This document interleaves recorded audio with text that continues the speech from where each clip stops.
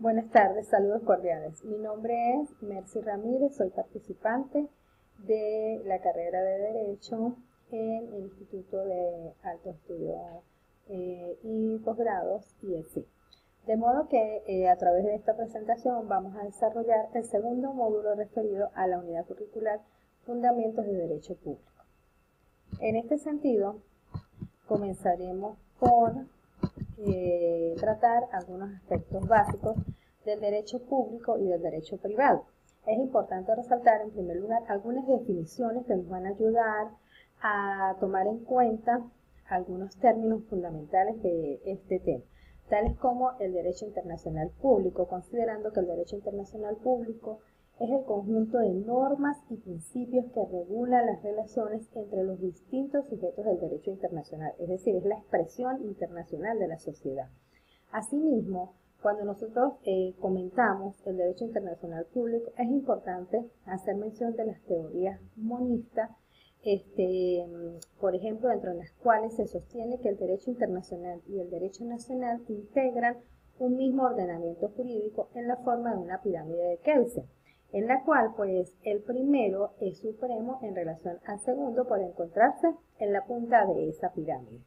Igualmente, hay algunos aspectos importantes que resaltar en la conceptualización del derecho público, entendiéndose por derecho público la parte del ordenamiento jurídico que regula las relaciones entre las personas y las entidades privadas con los órganos que ostentan el poder público, cuando estos últimos actúan en ejercicio de sus legítimas potestades públicas, bien sean administrativas o bien sean jurisdiccionales, según la naturaleza del órgano que los detenta y según el procedimiento que legalmente esté establecido, así como de los órganos de la administración pública entre sí. Hay algunos principios fundamentales del derecho público que son importantes mencionar, entendiéndose en primer lugar como principios fundamentales aquellas normas que por su propia naturaleza especial están destinadas a servir como conceptos básicos de esta rama del saber jurídico y que la diferencian de otros principios del derecho aplicables, por ejemplo, en el campo del derecho privado. Encontramos que dentro de los principios del derecho público pueden variar de un estado a otro. Sin embargo, la doctrina jurídica moderna ha establecido que de manera prácticamente unánime dos principios fundamentales, como es el principio de la legalidad en primer lugar, al darnos a conocer que toda norma debe estar establecida en un ordenamiento jurídico, ¿verdad? Y que todos los principios, en segundo lugar, deben estar dirigidos al mantenimiento del desenvolvimiento del Estado democrático, es decir, que permita una mayor realización espiritual y material en lo posible para una determinada comunidad, una determinada sociedad o un determinado país. De modo que en Venezuela las leyes de la República se han tratado fundamentalmente en nuestra Carta Magna, como es la Constitución de la República Bolivariana de Venezuela, en la cual a partir de este título 4, capítulo 1, nosotros podemos comenzar entonces a encontrarnos con esos aspectos fundamentales del derecho público, destacando en primer lugar el principio de la legalidad, como bien mencionábamos, en el cual el derecho público, pues conforme se establece, dirigido a todo el ejercicio de las potestades que deben sustentarse en las normas jurídicas para un órgano competente y un conjunto de materias que crean su jurisdicción. Por esta razón se dice que el principio de la legalidad asegura la seguridad jurídica y se encuentra establecido en el artículo 137 de la Carta Magna Venezolana, es decir, de nuestra Constitución de la República Bolivariana de Venezuela, y el principio según el cual toda actividad del Estado debe estar conforme a este derecho que el Estado mismo establezca en su Carta Fundamental. Igualmente nos encontramos, para hacer alguna referencia, la pirámide de Kelsen, recordando que encontramos entonces en esta pirámide como norma máxima la Constitución Nacional y Tratados de Derechos Humanos, luego siguen a nivel legal como las leyes nacionales, los locales, los tratados, y nivel base, sentencias, normas, contratos, entre otros. Tenemos que la teoría monista considera dentro de sus principales autores, dentro de sus principales representantes, por ejemplo, podemos nombrar a Hans Kelsen y algunos otros autores en los cuales hacen referencia a que el derecho es uno solo y no se puede dividir, como base de la teoría monista, por supuesto, y sostienen que es imposible diferenciar entre un asunto interno y uno exterior y critican la posición dualista. Sin embargo, por ejemplo, para Kelsen, las normas jurídicas derivan su validez de una norma superior o fundamental y que esta norma es derecho internacional. Entonces se encuentran dos tipos de teoría monistas, pudiéramos decir, los que otorgan primacía al derecho internacional, como sucede con Kelsen, o los que otorgan primacía al derecho interno. De modo que en la práctica son dos ordenamientos autónomos pero independientes. Corresponde a cada Estado determinar cómo adopta el derecho internacional en su derecho interno y la aplicación de la norma internacional ante determinados conflictos. Cuando nosotros hablamos en contraposición de la teoría monista, entonces nos referimos a la teoría dualista y podemos decir que esta considera que el derecho internacional y el derecho nacional son dos ordenamientos jurídicos separados, cada uno supremo en sus respectivos ámbitos de competencia y que además este derecho internacional y el derecho interno, al ser ordenamientos jurídicos autónomos e independientes, tienen fuentes distintas, regulan relaciones diferentes y los procedimientos de elaboración de sus normas no se podrían equiparar, trayendo esto como consecuencia, por ejemplo, que no existen normas obligatorias que obligan entre un ordenamiento y otro, que las normas internacionales resultan irrelevantes en la aplicación del ordenamiento interno y que las normas internacionales también pues tendrían que buscar un método de incorporación o integración en el ordenamiento interno. Si el Estado no observa una norma internacional, pudiese incurrir en alguna responsabilidad internacional dependiendo de la naturaleza del caso específico. Igualmente nos encontramos entonces con el concepto del derecho privado. ¿Qué es el derecho privado? El derecho privado pues es el conjunto de normas que regulan las relaciones entre las personas físicas o jurídicas de carácter privado. La diferencia entre el ordenamiento jurídico en normas de derecho privado y derecho público se estableció desde fuentes del derecho romano y se dice que el derecho privado hacía referencia a las relaciones privadas entre varias partes, como por ejemplo cuando había un contrato de compra-venta. Y la diferencia entre las normas de derecho público y privado también fue establecida por primera vez por el jurista romano Ulpiano. Podemos decir que permanentemente esta diferencia en el estudio de las normas jurídicas que rigen en un Estado, por una parte las normas que organizan, fiscalizan, regulan los organismos públicos y por otra están las normas que regulan las relaciones entre particulares o privados. Dentro de las características del derecho privado podemos hacer mención específicamente a algunas tales como son normas que afectan la esfera privada de las personas, prevalece la autonomía de la voluntad, las normas de derecho privado se basan en la igualdad de las partes. Bien, en derecho público recordemos que tenemos un poder, un Estado que es soberano y la administración está en posición de poder respecto al particular. Igualmente, el derecho civil es la manifestación más amplia del derecho privado. Las normas de derecho privado tienen como destinatario a los ciudadanos y no a los poderes públicos o a los poderes de un Estado o de una nación.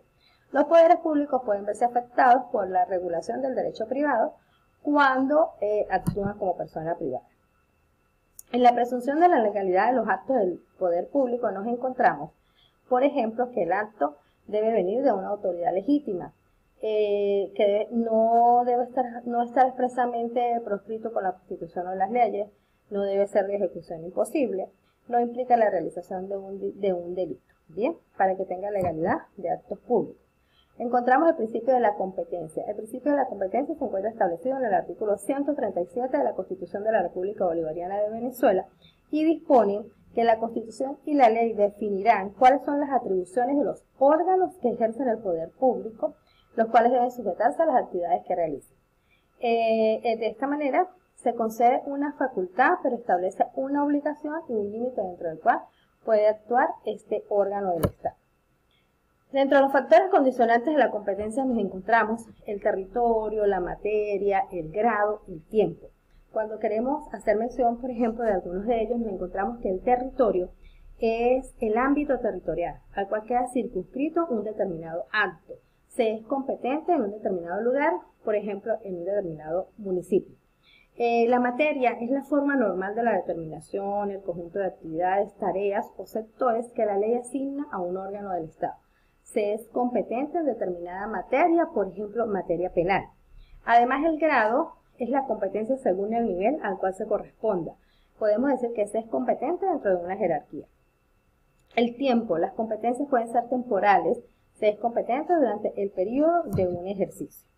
El principio de la jerarquía. El principio de la jerarquía, pues como su nombre lo dice, se tiene como base la estructura de los órganos del poder público es piramidal, existiendo en la cima un órgano supremo que tiene poderes absolutos de dirección y vigilancia, y además implica para el órgano superior el poder de dar órdenes específicas o general mediante instrucciones y circulares, asimismo emanar directivas para la orientación de su actividad.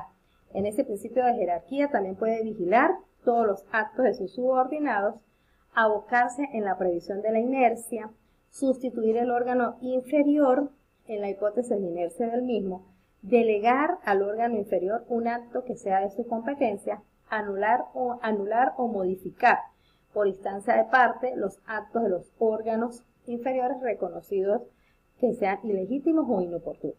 Además, también puede resolver los conflictos de competencia de órganos inferiores. El principio de responsabilidad del Estado. El principio de responsabilidad del Estado se distingue en el derecho público como ese derecho que pueden tener los particulares por daños y perjuicios que hayan sido causados por la responsabilidad del Estado, es decir, por la actuación ilegítima del Estado, de la administración, de aquella otra que es debido por el Estado al titular de ciertos derechos que se den ante el ejercicio legítimo de una potestad administrativa. La Constitución de la República Bolivariana de Venezuela, en este sentido, establece claramente el principio como una de sus bases constitucionales en el artículo 6 y nos indica lo siguiente: el gobierno de la República Bolivariana de Venezuela y las entidades políticas que la componen es y será siempre democrático, participativo, electivo, descentralizado, alternativo, responsable, pluralista y de mandantes revocables. En este sentido, el principio de responsabilidad del Estado también establece algunas condiciones para su procedencia que se encuentran mencionadas en el mismo artículo 25 de nuestra Carta Magna, además de fijar los mecanismos, por ejemplo, para expropiación de bienes particulares, entre otros efectos. ¿Bien? Igualmente, pues, es importante mencionar el siguiente principio que encontramos, que son los principios constitucionales. Los principios constitucionales se evidencian, por supuesto, en el título 1 de nuestra Constitución, que señala expresamente cuáles son los principios fundamentales de la Carta Magna, es decir, a quién está dirigido, cómo se va a manejar todo lo que engloba esta Carta Magna, Constitución de la República Bolivariana de Venezuela, y están desarrollados del artículo 1 al 9 del mismo. Estos principios se reproducen, o pudiéramos mencionarlos de la siguiente manera: son derechos irrenunciables de la nación la independencia, la libertad, la soberanía, la inmunidad territorial y la autodeterminación nacional. También menciona la indicación de nuestro país, estableciendo a Venezuela como un país democrático, independiente, de libertad, de soberanía, de inmunidad territorial y con autodeterminación nacional. Venezuela se constituye, asimismo, en un Estado social de derecho, de vida, de libertad, de justicia, de igualdad, solidaridad, democracia, responsabilidad social, por supuesto enmarcado dentro de los derechos humanos y con los factores imprescindibles de ética y pluralismo político. Igualmente, el Estado tiene como fines esenciales la defensa y desarrollo de la persona. La República debe ser de integridad territorial, de cooperación, de solidaridad, de concurrencia y corresponsabilidad. El gobierno y las entidades políticas serán siempre democráticas, participativas, electivas, descentralizado. Debe ser alternativo, un sistema responsable, pluralista y de mandatos revocables. Finalmente, este principio constitucional termina por integrarnos o hacernos la mención en la cual verifica que todos los principios de estudio y de análisis fundamentales de la Constitución se encuentran totalmente plasmados en la serie de artículos contenidos en este texto constitucional. Artículos estos que literalmente pues deben ser de reserva democrática constitucional y que no podrán ser alterados ni poner en peligro en ningún momento los postulados del sistema democrático de la República. Asimismo, impone subordinación a las normas de grado inferior a las de rango superior. Y por supuesto, conservando los elementos de una serie o de unas normas según sea su valor.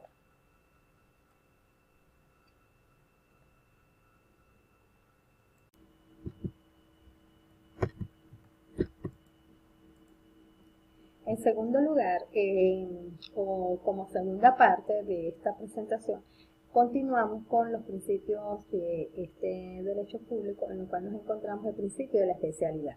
El principio de la especialidad, pues según el cual cada órgano debe actuar dentro de sus propias competencias, recordando la jerarquía que acuerda la Constitución a las normas de las leyes orgánicas sobre las leyes ordinarias. El segundo elemento de estos principios se refiere a la soberanía. La soberanía, recordemos que es el dominio de un Estado sobre sí mismo y que se manifiesta por la voluntad política que posee un pueblo de tomar decisiones, de su autodeterminación, manifestarse y tomar decisiones de manera autónoma.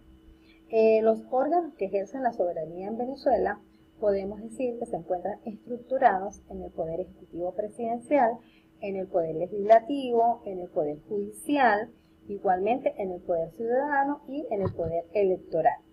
¿Qué dice la Constitución de la República Bolivariana de Venezuela de 1999 en cuanto a la soberanía? Bueno, se nos indica en su artículo 1, en primer lugar, que la República Bolivariana de Venezuela es irrevocablemente libre, independiente y fundamenta su patrimonio moral y sus valores de libertad, igualdad, justicia y paz internacional en la doctrina de Simón Bolívar el Libertador.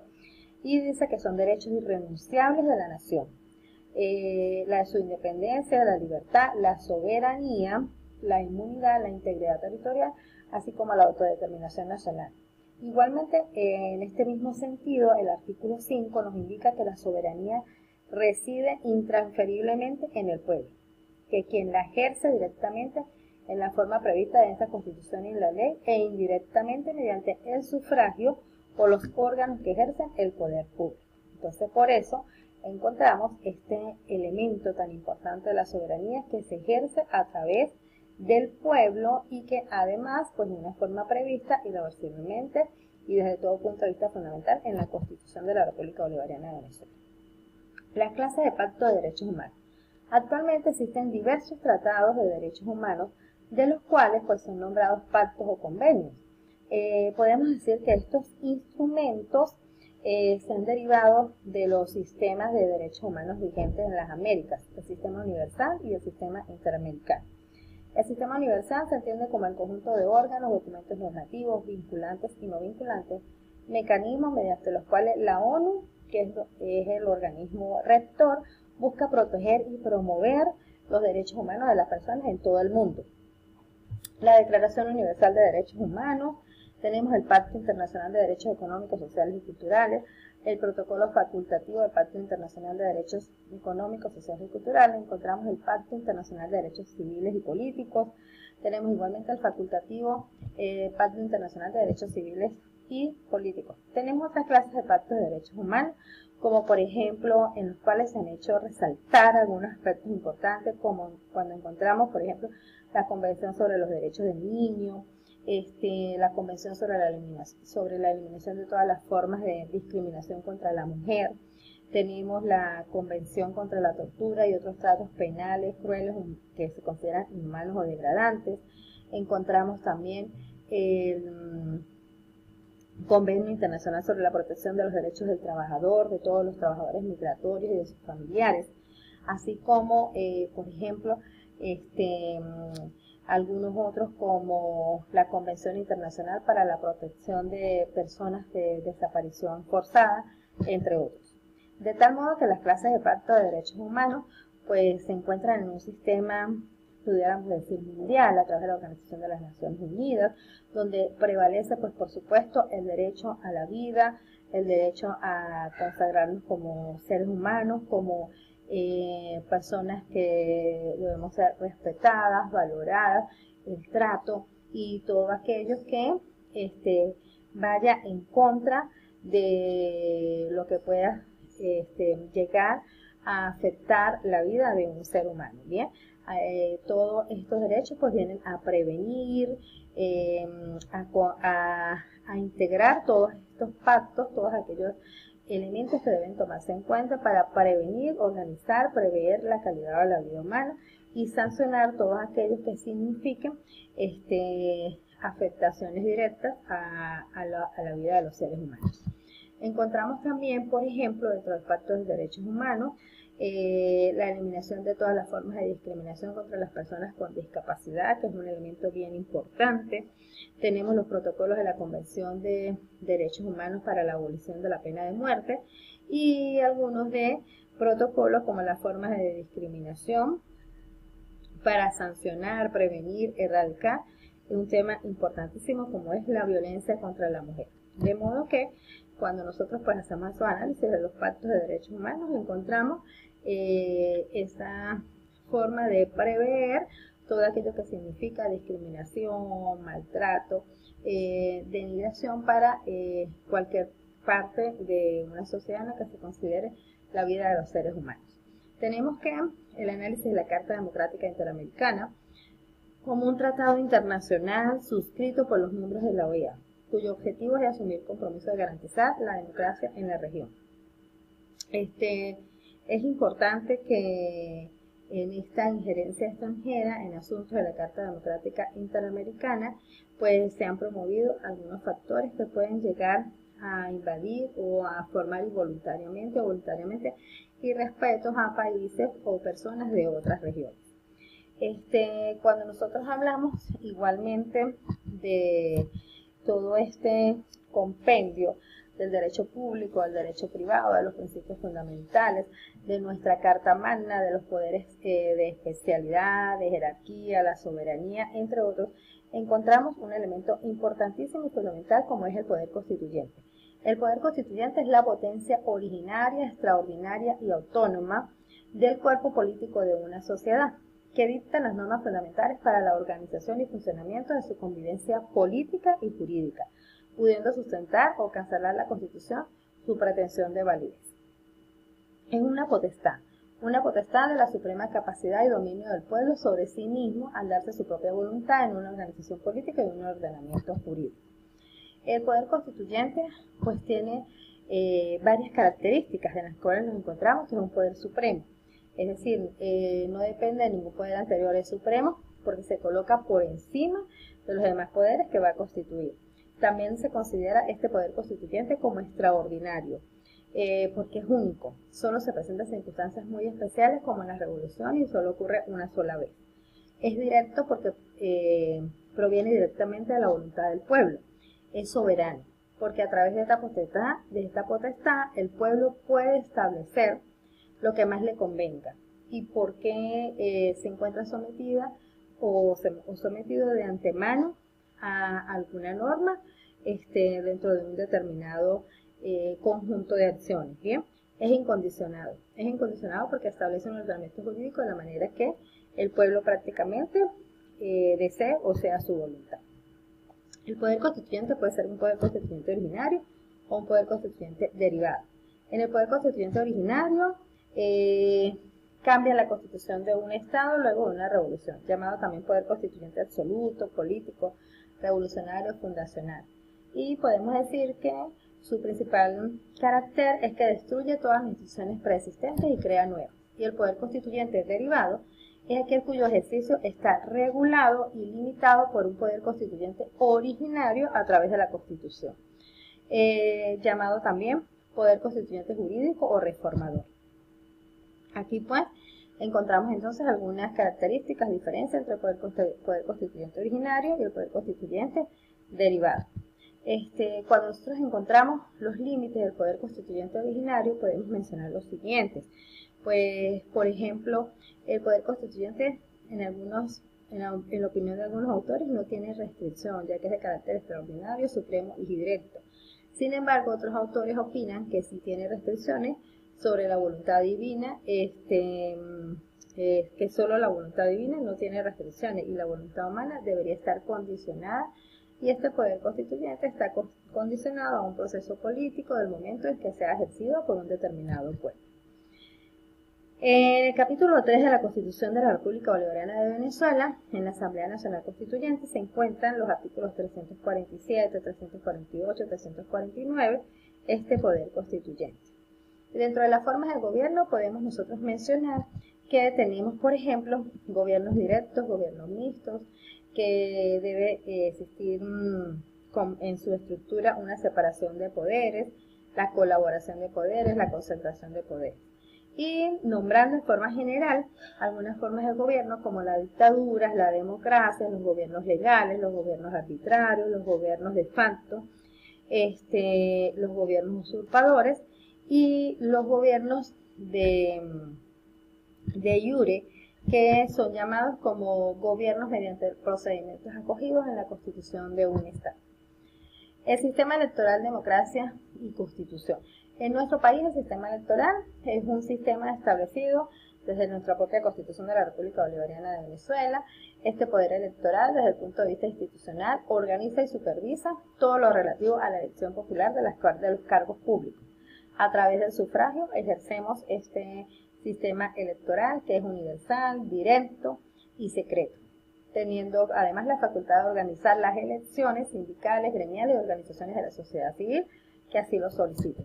Podemos decir que en nuestro sistema electoral encontramos un sistema electoral organizado, un sistema electoral que ofrece las garantías necesarias para los procesos eleccionarios, transparente, automatizado, además pues cuenta con las plataformas necesarias para el desarrollo de este sistema electoral. Tiene un conjunto de auditorías que se encarga de verificar, de organizar, de determinar la cantidad de sufragios, por ejemplo, que han sido resultados de una determinada elección o en cada proceso de votación.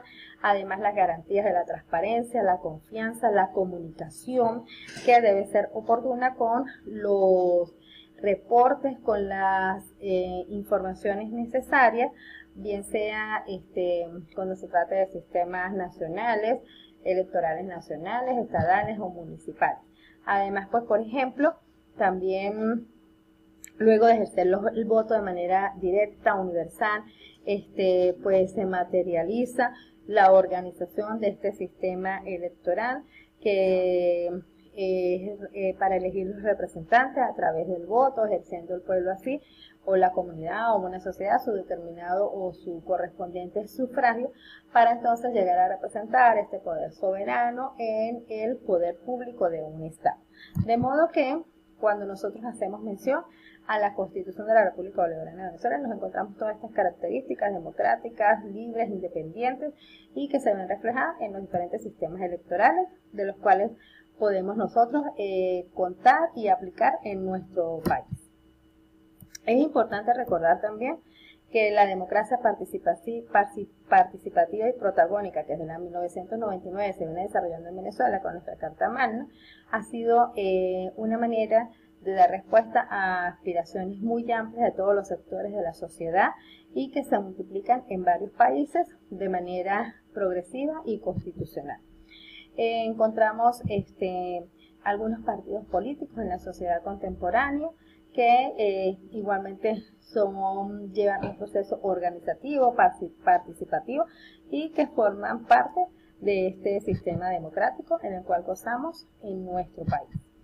Hay algunos elementos legales de participación que también están vigentes, los mecanismos de participación ciudadana política, social, económica, tales como los referendos, las consultas populares, las revocatorias de mandato, la parte de las iniciativas legislativas, constitucional y constituyente, con una autogestión, cooperativas, cajas de ahorro, entre otros. De modo que estos sistemas de elección son representados a través de votaciones libres, universales, directas y secretas que garantizan un principio de personalización del sufragio y de la representación proporcional.